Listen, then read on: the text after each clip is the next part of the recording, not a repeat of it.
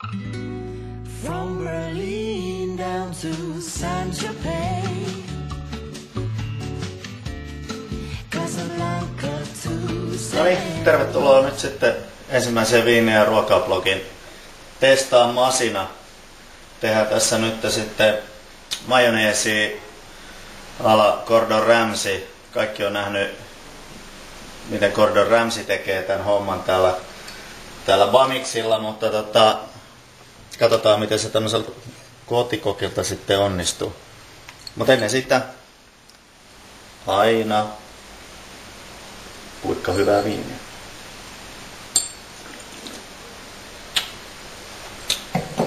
Jees, aloitetaan. Luomukananmuna.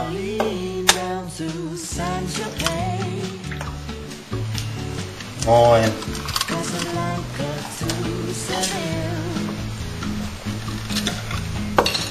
Sinappia laitetaan sinne.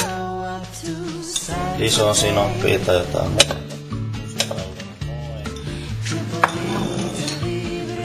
Sen jälkeen joko rypsiöljyä tai sitten rypälesiemenöljyä, jos haluaa vähän hienostella, tai sitten oliviöljyä, ihan maun mukaan, mikä tyyppistä. Laitetaan tästä nyt osittain sitten tätä rypälesiemenöljyä.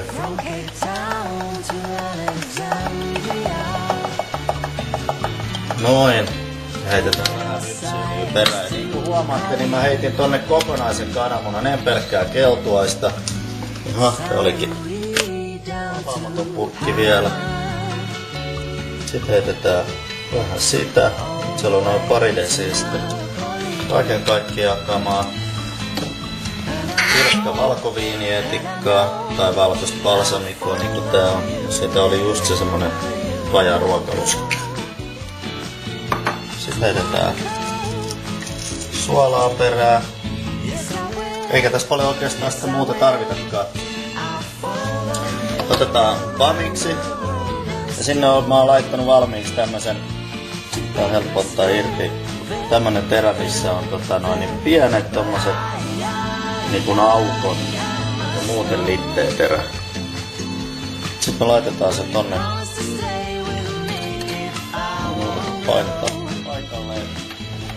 Heitetään töpseli sekaan seinään ja sitten aletaan laskemaan. Pannaan terä tonne pohjaan ja sit lasketaan sekunteja yhteen.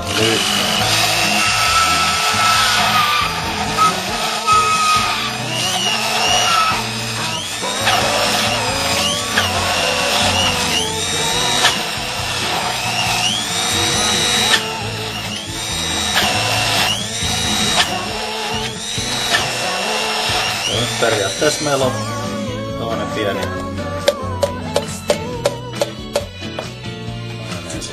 valtaa.